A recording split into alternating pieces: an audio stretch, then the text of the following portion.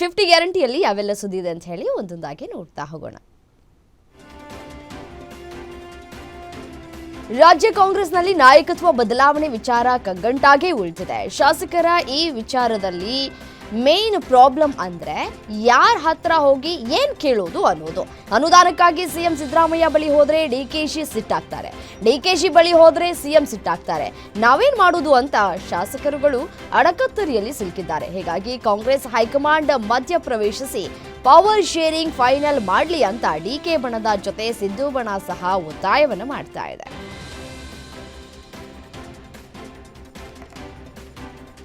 ರಾಜ್ಯದಲ್ಲಿ ಮುಖ್ಯಮಂತ್ರಿ ಬದಲಾವಣೆ ಗೊಂದಲ ವಿಚಾರದ ಬಗ್ಗೆ ದಾವಣಗೆರೆಯಲ್ಲಿ ಶಾಸಕ ಶಿವಗಂಗಾ ಬಸವರಾಜ್ ಪ್ರತಿಕ್ರಿಯೆ ಕೊಟ್ಟಿದ್ದಾರೆ. ಸಿಎಂ ಬದಲಾವಣೆ ವಿಚಾರ ಒಪ್ಪಂದ ಆಗಿದೆಯೋ ಇಲ್ವೋ, ಆಗಿದ್ರೆ ಆಗಿದೆ ಅಂತ ಹೇಳಿ, ಆಗಿಲ್ಲ ಅಂದ್ರೆ ಆಗಿಲ್ಲ ಅಂತ ಹೇಳಿ. ಸಿದ್ದರಾಮಯ್ಯ ಅವರೇ ಮುಂದುವರಿತಾರೆ ಅನ್ನೋದಾದ್ರೆ ನಾನು ಸ್ವಾಗತ ಮಾಡ್ತೀನಿ. ನಾನು ಡಿಕೆ ಶಿವಕುಮಾರ್ ಹೆಸರಲ್ಲಿ ಪ್ರಮಾಣ ವಚನ ತೆಗೆದುಕೊಂಡವನು, ಅವರು ಸಿಎಂ ಆಗ್ಲಿ ಅನ್ನೋ ಆಸೆ ನನಗೂ ಇದೆ ಅಂದ್ರು. ವಿಧಾನಸಭೆಯಲ್ಲಿ ಶಾಸಕ ಶಿವಲಿಂಗೇಗೌಡ ವೈಯಕ್ತಿಕ ನಿಂದನೆ ಮಾಡಿದ ವಿಚಾರಕ್ಕೆ ಸಂಬಂಧಪಟ್ಟಂತೆ ಚಿಕ್ಕಬಳ್ಳಾಪುರದಲ್ಲಿ ಶಾಸಕ ಎಸ್ಆರ್ ವಿಶ್ವನಾಥ್ ಕಿಡಿಕಾರಿದ್ದಾರೆ.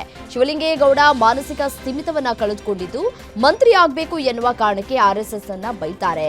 ಆರ್ಎಸ್ಎಸ್ ಬಯೋದ್ರಿಂದ ಪ್ರಿಯಾಂಕ ಖರ್ಗೆ ಡಿಸಿಎಂ ಆಗ್ತಾರೆ ಅಂದ್ಕೊಂಡಿದ್ದಾರೆ. ನಾವು ಸದನದಲ್ಲಿದ್ದಾಗ ನಮಗೆ ಏನೂ ಕೇಳಿಸ್ಲಿಲ್ಲ, ಕೇಳಿಸಿದ್ರೆ ಅದರ ಕತೆ ಬೇರೆ ಇರ್ತಾ ಇತ್ತು ಅಂದ್ರು.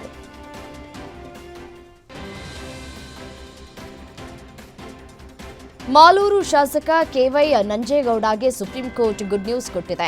ಮತ ಎಣಿಕೆಯಲ್ಲಿ ಲೋಪವಾಗಿದೆ ಅಂತ ಕೋರ್ಟ್ ಮೆಟ್ಟಿಲೇರಿದ ಬಿಜೆಪಿ ಅಭ್ಯರ್ಥಿ ಮಂಜುನಾಥ ಗೌಡಗೆ ಮುಖಭಂಗವಾಗಿದೆ. ಸುಪ್ರೀಂ ಕೋರ್ಟ್ ಆದೇಶದ ಮೇರೆಗೆ ಮರು ಮತದಾನ ನಡೆದಿದ್ದು ಈ ವೇಳೆಯೂ ನಂಜೇಗೌಡರೇ ಗೆಲುವನ್ನು ಸಾಧಿಸಿದ್ದಾರೆ. 2023ರಲ್ಲಿ ಬಿಜೆಪಿ ಅಭ್ಯರ್ಥಿ ವಿರುದ್ಧ ನಂಜೇಗೌಡ ಕೇವಲ 248 ಮತಗಳ ಅಂತರದಲ್ಲಿ ಗೆಲುವನ್ನು ಸಾಧಿಸಿದ್ರು.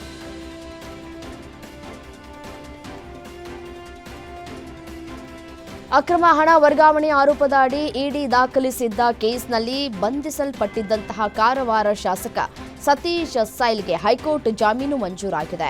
ಅನಾರೋಗ್ಯದ ಕಾರಣಕ್ಕೆ ಚಿಕಿತ್ಸೆ ಪಡೆಯುವುದಕ್ಕೆ ಹೈಕೋರ್ಟ್ ಷರತ್ತುಬದ್ಧ ಜಾಮೀನು ಮಂಜೂರು ಮಾಡಿದೆ. 8 ವಾರಗಳಿಗೊಮ್ಮೆ ಆರೋಗ್ಯದ ಸ್ಥಿತಿಗತಿ ಬಗ್ಗೆ ವೈದ್ಯಕೀಯ ವರದಿಯನ್ನು ಸಲ್ಲಿಸಬೇಕು. ಪ್ರಾಸಿಕ್ಯೂಷನ್ ಸಾಕ್ಷ್ಯದ ಮೇಲೆ ಪ್ರಭಾವ ಬೀರಬಾರದು. 5 ಲಕ್ಷ ಮೊತ್ತದ ವೈಯಕ್ತಿಕ ಬಾಂಡ್, ಒಬ್ಬರ ಶ್ಯೂರಿಟಿ ಪಡೆದು ಷರತ್ತುಬದ್ಧ ಜಾಮೀನು ನೀಡಿ ಕೋರ್ಟ್ ಆದೇಶಿಸಿದೆ.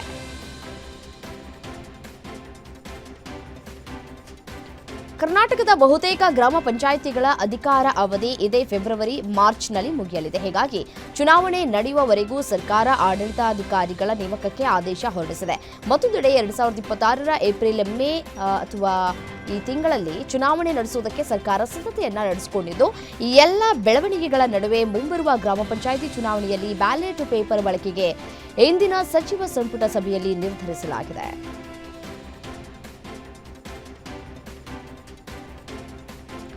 ಸಿಲಿಕಾನ್ ಸಿಟಿಯ ಲೈಫ್ ಲೈನ್ ಎನ್ನಿಸಿಕೊಂಡಿರುವ ನಮ್ಮ ಮೆಟ್ರೋ ಪ್ರಯಾಣಿಕರಿಗೆ ಬಿಎಂಆರ್ಸಿಎಲ್ ದರ ಏರಿಕೆಯ ಬರೆ ಎಳೆದಿದೆ. ಫೆಬ್ರವರಿ 9ರಿಂದ ಜಾರಿಗೆ ಬರುವಂತೆ ಮೆಟ್ರೋ ಟಿಕೆಟ್ ದರವನ್ನು %5 ಹೆಚ್ಚಳ ಮಾಡಲಾಗಿದೆ. ಈ ಮೂಲಕ ಮೆಟ್ರೋ ಪ್ರಯಾಣಿಕರ ಜೇಬಿಗೆ ಕತ್ತರಿ ಹಾಕುವುದಕ್ಕೆ ಮುಂದಾದ ಕಾರಣ ಜನಾಕ್ರೋಶಗಳು ವ್ಯಕ್ತವಾಗ್ತಾ ಇದೆ.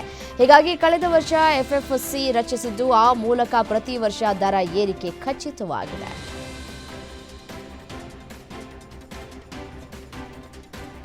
ನಮ್ಮ ಮೆಟ್ರೋ ದರ ಏರಿಕೆಯಾದ ಬೆನ್ನಲ್ಲೇ ಈಗ ಕಾವೇರಿ ನೀರಿನ ದರವೂ ಏರಿಕೆಯಾಗಲಿದೆ. ಶೀಘ್ರವೇ -3% ನೀರಿನ ದರ ಏರಿಕೆಯಾಗುವ ಸಾಧ್ಯತೆ ಇದ್ದು, ಪ್ರತಿ ವರ್ಷ ನೀರಿನ ದರ ಏರಿಕೆಯಾಗಬೇಕು ಅಂತ ಆಡಳಿತ ಸುಧಾರಣಾ ಸಮಿತಿ ಶಿಫಾರಸು ಮಾಡಿತ್ತು.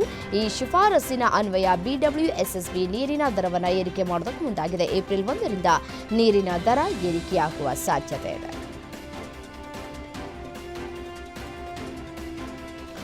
ಬೆಂಗಳೂರು ಉತ್ತರ ನಗರ ಪಾಲಿಕೆಯಿಂದ ಪೌರ ಕಾರ್ಮಿಕರಿಗೆ ಗುಡ್ ನ್ಯೂಸ್ ಸಿಕ್ಕಿದೆ. ಪೌರ ಕಾರ್ಮಿಕರು ಕಸ ಗುಡಿಸೋದಕ್ಕೆ ಬಳಸ್ತಾ ಇದ್ದ ಪೊರಕೆ ಬಿಟ್ಟು ಪೌರ ಕಾರ್ಮಿಕರು ಯಂತ್ರಗಳನ್ನು ಅವರಿಗೆ ಈಗ ನೀಡಲಾಗ್ತಾ ಇದೆ. ಯಂತ್ರಗಳ ಮೂಲಕ ಕಸ ಗುಡಿಸುವ ಪ್ರಯತ್ನಕ್ಕೆ ನಾರ್ತ್ ಕಾರ್ಪೊರೇಷನ್ ಮುಂದಾಗಿದ್ದು, ಯಂತ್ರಗಳ ಸಂಗ್ರಹಿಸಿದ ಕಸ ಶೇಖರಣೆ ಮಾಡೋದಕ್ಕೆ ಟ್ರಾಲಿ ಕೂಡ ನೀಡಲಾಗಿದೆ.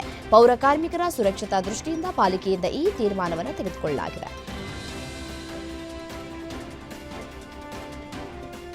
ಕೋಲಾರ ಜಿಲ್ಲೆಯಲ್ಲಿ ಕಲಬೆರಕೆ ಹಾಲಿನ ಕೇಂದ್ರಗಳ ಮೇಲೆ ಆರೋಗ್ಯ ಅಧಿಕಾರಿಗಳು ದಿಢೀರ್ ದಾಳಿ ನಡೆಸಿದ್ದಾರೆ. ಜಿಲ್ಲೆಯ 6 ತಾಲೂಕುಗಳಲ್ಲಿ 40 ಕಡೆ ರೇಡ್ ಮಾಡಿದ್ದು, ಈ ವೇಳೆ ಸಾವಿರಾರು ಲೀಟರ್ ಕಲಬೆರಕೆ ಹಾಲು ಪತ್ತೆಯಾಗಿದೆ. ಅಕ್ರಮವಾಗಿ ಹಾಲು ಸಾಗಿಸ್ತಾ ಇದ್ದ ಬೊಲೇರೋ ವಾಹನವನ್ನು ತಡೆದು ತಪಾಸಣೆ ನಡೆಸಿದಾಗ ಖಾಸಗಿ ಡೈರಿಗಳ ಕಳ್ಳಾಟಕ್ಕೆ ಬೆಚ್ಚಿಬಿದ್ದ ಆರೋಗ್ಯ ಅಧಿಕಾರಿಗಳು ದಾಳಿ ನಡೆಸಿ 1,120 ಲೀಟರ್ ಕಲಬೆರಕೆ ಹಾಲನ್ನು ಜಪ್ತಿ ಮಾಡಿದ್ದಾರೆ.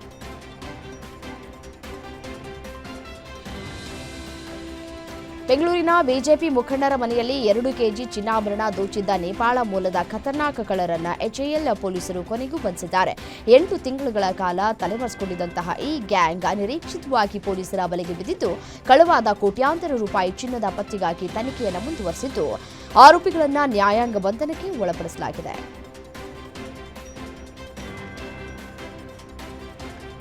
ಚಿಕ್ಕಬಳ್ಳಾಪುರದ ಚಿಂತಾಮಣಿ ತಾಲೂಕಿನಲ್ಲಿ ಬೆಚ್ಚಿ ಬೀಳಿಸುವ ಘಟನೆ ನಡೆದಿದೆ. ಸೋದರ ಮಾವನಿಂದಲೇ 10ನೇ ತರಗತಿ ವಿದ್ಯಾರ್ಥಿನಿ 5 ತಿಂಗಳ ಗರ್ಭಿಣಿಯಾಗಿರುವ ಘಟನೆ ತಡವಾಗಿ ಬೆಳಕಿಗೆ ಬಂದಿದೆ. ಕಳೆದ 2-3 ತಿಂಗಳಿನಿಂದ ವಿದ್ಯಾರ್ಥಿನಿಯ ದೇಹದಲ್ಲಾದ ಬದಲಾವಣೆಯನ್ನು ಗಮನಿಸಿ ಹಾಸ್ಟೆಲ್ನ ಮೇಲ್ವಿಚಾರಕರು ಪೋಷಕರನ್ನ ಕರೆಸಿದ್ದು ಸರ್ಕಾರಿ ಆಸ್ಪತ್ರೆಯಲ್ಲಿ ಪರೀಕ್ಷೆಗೆ ಒಳಪಡಿಸಿದಾಗ ಈ ಒಂದು ವಿಚಾರ ಬೆಳಕಿಗೆ ಬಂದಿದೆ. ಕೆಂಚಾರ್ಲಹಳ್ಳಿ ಪೊಲೀಸ್ ಠಾಣೆಯಲ್ಲಿ ಪ್ರಕರಣ ದಾಖಲಾಗಿದ್ದು, ಆರೋಪಿ ಬಂಧನಕ್ಕೆ ಪೊಲೀಸರು ಬಲೆ ಬೀಸಿದ್ದಾರೆ. ಸಿಗರೇಟ್ ಮೇಲಿನ ತೆರಿಗೆ ಏರಿಕೆಯಿಂದ ಬೆಲೆ ಗಗನಕ್ಕೇರಿದ ನಂತರ ಕಳಪೆ ಗುಣಮಟ್ಟದ ನಕಲಿ ಸಿಗರೇಟ್ಗಳ ಹೊಸ ದಂಧೆ ಮಾರುಕಟ್ಟೆಗೆ ಇಟ್ಟಿದೆ. ನೆಲಮಂಗಲ ಆರೋಗ್ಯ ಆಡಳಿತಾಧಿಕಾರಿ ಡಾಕ್ಟರ್ ಪದ್ಮಿನಿ ನೇತೃತ್ವದಲ್ಲಿ ನಡೆದ ದಿಢೀರ್ ದಾಳಿಯಲ್ಲಿ ಈ ಹೊಸ ದಂಧೆ ಬಯಲಾಗಿದೆ. ಅನುಮಾನಾಸ್ಪದ ಹೋಲ್ಸೇಲ್ ಅಂಗಡಿಗಳ ಮೇಲೆ ದಾಳಿ ನಡೆಸಿದ ತಂಡವು ಹಲವಾರು ಬ್ರ್ಯಾಂಡ್ಗಳ ಹೆಸರಿನಲ್ಲಿ ಮಾರಾಟವಾಗ್ತಾ ಇದ್ದ ನಕಲಿ ಸಿಗರೇಟ್ ಬಂಡಲ್ಗಳನ್ನು ವಶಪಡಿಸಿಕೊಂಡಿದೆ.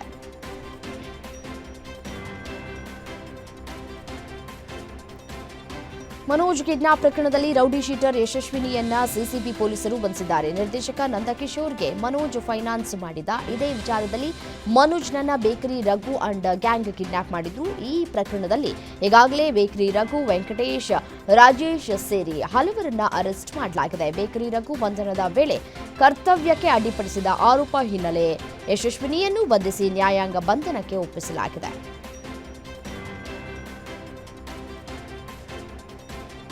ಮೈಸೂರಿನ ಪಾರಂಪರಿಕ ಕಟ್ಟಡದ ಎದುರು ಸಿಗರೇಟ್ ಸೇದುತ್ತಾ ಫೋಟೋ ಶೂಟ್ ಮಾಡಿಸಿಕೊಂಡು ಬಿಗ್ ಬಾಸ್ ಖ್ಯಾತಿಯ ರಜತ್ ಸಂಕಷ್ಟಕ್ಕೆ ಸಿಲುಕಿದ್ದಾರೆ. ರಜತ್ ಅವರ ಈ ಉದ್ದಟತನದ ವಿರುದ್ಧ ಕರ್ನಾಟಕ ಸೇನಾಪಡೆ ಸಿಡಿದೆದ್ದಿದೆ. ಸಂಘಟನೆಯ ಮುಖ್ಯಸ್ಥ ತೇಜಸ್ ಲೋಕೇಶ್ ಗೌಡ ನೇತೃತ್ವದಲ್ಲಿ ಮೈಸೂರಿನ ಲಕ್ಷ್ಮೀಪುರಂ ಠಾಣೆಗೆ ದೂರನ್ನು ನೀಡಿದ್ದು, ಪೊಲೀಸರು ಪ್ರಾಥಮಿಕವಾಗಿ ಎನ್ಸಿಆರ್ ದಾಖಲಿಸಿದ್ದಾರೆ.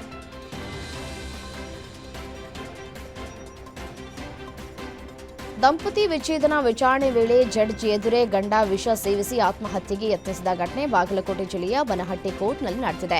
ಜಗದಾಳ ಗ್ರಾಮದ ನಿವಾಸಿ ಯಾಕೂಬ್ ದೊಡ್ಡಮನಿ ಆತ್ಮಹತ್ಯೆಗೆ ಯತ್ನಿಸಿದ ಪತಿ. ಸದ್ಯ ಯಾಕೂಬ್ ದೊಡ್ಡಮನಿಯನ್ನ ಜಮಖಂಡಿ ತಾಲೂಕು ಆಸ್ಪತ್ರೆಗೆ ದಾಖಲಿಸಿ ಚಿಕಿತ್ಸೆ ನೀಡಲಾಗಿದೆ. ಬನಹಟ್ಟಿ ಪೊಲೀಸ್ ಠಾಣೆಯಲ್ಲಿ ಪ್ರಕರಣ ದಾಖಲಾಗಿದೆ.